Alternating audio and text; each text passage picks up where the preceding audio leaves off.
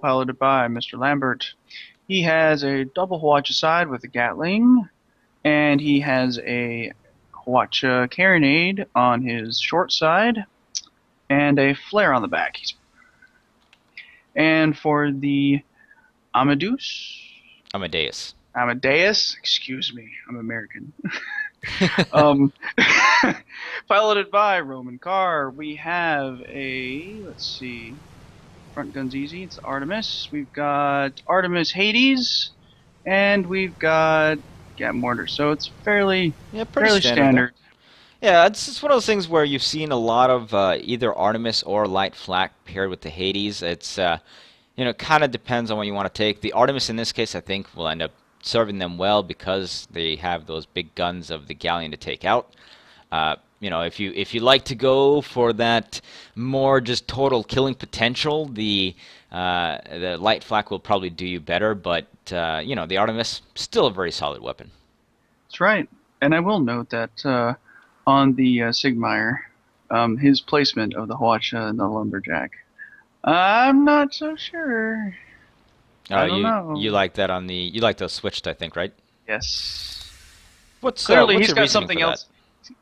The reason is because the gunner is going to be on the Lumberjack, just because to me, maybe not on this map, touche.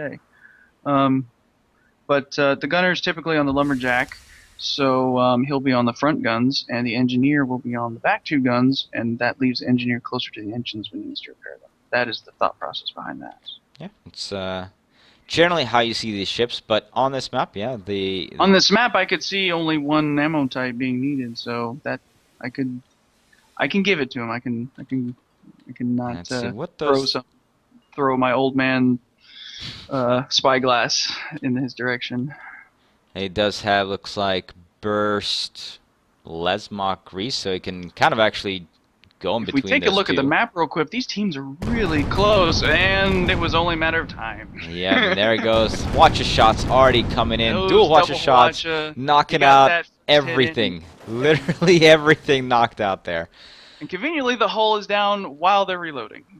Yeah, well, it was really important to get those. I think a lot of that hinged on getting those guns down as quick as possible. Now the problem is the Amadeus actually, I think, tried to go all the way around the backside here and kind of failed to do so. So by the time they can get into, it doesn't seem to be working for him. So that's it's going to be closed off to him, and he's going to instead come through those two, and we're going to get a good old-fashioned galleon brawl. Yep. With Amadeus coming in to put on some pressure. Red Wine Waiter. Yeah, Red Wine Waiter now turning around with his Gat Mortar up front as well. Sigmire trying to do what it can. Red Wine Raider. Seeing some focus here. Yep, there goes. That Hwacha shot just missing. Oh, that one's doing goes good. Down and yep, took about 65 or not 65, about 40%. Red Wine Raider also going down. Yeah, Red Wine Raider still having that armor out. Amadeus definitely getting the better of this. And armor still down there. That armor was down for a long time. Sigmire getting punished by 3-ball. That Hwacha just doing work. But Amadeus, is he just leaving? Sigmire almost taken down there by the Gatling Hwachas. Another set of Hwachas come raining on in, and Sigmire just had a horrible time. Now Amadeus is actually just flying out of here and getting caught from behind by the Red Wine Raider, and that is not going to do well for the Amadeus, as you never want to be. The 3-ball is turning his guns. He will start punishing Red Wine for following him out into the open, and Sigmire is not in a position fire takes him out. Takes him out. Good job there by the 3-ball, turning around and getting on that Pyramidion. But that was a little strange by Amadeus. I'm not entirely sure why he stayed in there the entire time. You know, you had Sigmire kind of disabled, and you were definitely getting the better of that Pyrrhus, so I'm not entirely sure why they left. Again, we'll never know. Yep, now Sigmire is going to try to back on out of here as much as possible, but they got to be really careful that they don't back into that debris. They do a good job of avoiding it and continually avoiding this. Now, where is the other red ship spawning? Oh, there they go. He spawned in that spawn area again. It looks like they're trying to... I'm going to say he waited just a little bit so that way they would start focusing on their galleon. Yeah. And then he's going to come up behind. Looks like he's going to go for Amadeus. Here we go with that mortar, and Oh, both Fired watches all the actually. engines, the lifeblood, and the Hawacha, and the kill. Yep, there you go. Very good job there by 3-ball getting that double. And, you've got Red Wine Raider and Amadeus in that Junker Pyrrha duel. Once again taking place, and Amadeus once again getting the better of this, just able to outmaneuver the Red Wine Raider, who finally managed to get his arcs onto the Amadeus' side. But now he's sitting pretty, and Raider's just sitting there. Oh, Red Wine Raider getting watch it from the side with his armor down, and oh, that is such a catastrophic amount of damage when your armor is down. Sigmire has spawned. Sigmire respawning. Uh-oh. Really poor spot, but he's got guns on Amadeus and he's not prepared for it, so this might work out. Yep, here we go with that lumberjacks. But is there only one? There we go. Is there only one person shooting guns down here right now? Yeah, there's only. Well, there was. There's only one down here for a second, and no watchfire went down onto the Amadeus, which I feel like was really necessary. And now 3-ball has got that hull down, and here comes the Watcher come raining on in, and will it get followed up by a second? Second Watcher's not quite, but still did a major amount of damage. Certainly. And just the double Hawacha seems to be paying off more so than that Lumberjack Hawacha. They just have that much more disable, and they can't. They keep getting disabled, and I know that feeling. Yeah, it's not a very good one at all. Sigmire feeling the pain. Let's see if Red Wine Raider can finally do something here. They get their gun arc onto 3-ball. That armor is down, and will those mortars hit? No, they're flying up overhead, and now return watch of fire doesn't actually do too much. They finally get at least they get the side flamethrower disabled. That's not going to do a whole lot. But Amadeus and 3-ball have turned around now, and now are coming after the Red Wine Raider, so he will have to back up, get out of that Gatling range. I believe he's backing up because he just lost a crewmate. Oh, well, yeah, that would also hurt.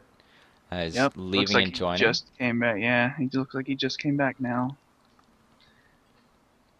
Thankfully, no permanent damage happened there to Red Wine Raiders. You know, doing a good job of coming back as well. Shooting some mortars off for no particular reason. Hey, haven't you heard of the speculative mortar? It's kind of an interesting thing to be firing currently. Watch a shot actually from the 3-ball goes completely wide. The Sigmire in the meantime did get a full watch of fire into its face. Okay, so this explains why Javrak is using Lensmark in the Gatling. This explains why he can hit so far with that Gatling. Oh yeah, I kind of assumed that was going on when you saw because the 3-ball and the Amadeus were shooting with that Gatling immediately. But in the meantime, hold on here as the Red Wine actually hits against the ribs and is getting kind of stuck against it here. Bad spot for him. Oh no! Focus fired and will the Watchers finish him off? But no, gets his armor up. No, they won't. Watch it fire going onto the Sigmire still. The Sigmire. Amadeus losing his balloon. Yep, I think finally getting some of that lumberjack shots off onto that ship, so Amadeus having to repair itself a little bit here. Red Wine Raider does get out of that sticky situation, but they did lose pretty much half of their permanent hull health there because they did back up into the set of ribs and cut all he's still spotted. He's just running out in the open, and that's not going to be a good play. Because it looks like Sky Bible team is very just content following him out here. Yep, they are up 3-0 in this best of 3 match. And match number 2, they need just this one match. TFD definitely needs to tie this up here, but they're not having a very good time of it so far yet. Red Wine Raider has basically lost his spots, and I think Sky Bible has kind of given up on finding him at this point. You know, they are aware that pirate is going to be around somewhere, but they have turned their focus back over to the Sigmire now. That's right, and the Sigmire just seems very content hanging out in the back, and well, he's going to start coming under fire from 3-ball, and 3-ball. Our galleon fight here in a minute. Lining up that watch of fire once again. They do get that Gatling at that very extremely long range. And here comes that watch of fire, and there we go. That second set was definitely a lot better than the first, and that armor is down. Yep.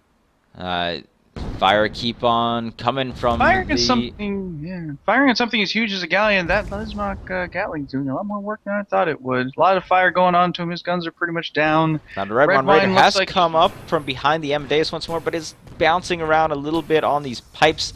Not quite able to get the arc that they want, and they're shooting that oh, mortar once Sigmire, again. your hole. Oh, Oh, Sigmire almost getting taken down there. Ooh, Red Wine ball Raider. down again, and one Artemis shot.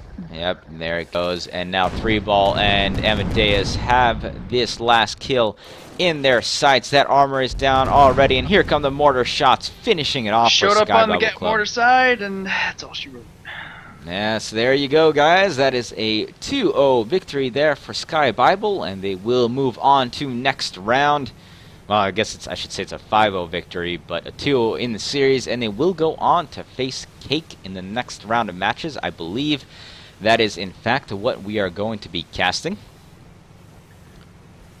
Yep, there we go. So Alistair confirming that next match, Cake versus Sky Bible for us. So do stay tuned for that. You know, once again, Sky Bible, they just really got the better of the Flying Dutchman team there. Flying Dutchman team seemed kind of out of sync. You know, you had the pirate going around. I'm not sure if that was, you know, really talked about or if that was just something that the pirate captain said by himself. Hey, only the pilots will know. But yeah, very, very interesting and very, very intense battle on Dual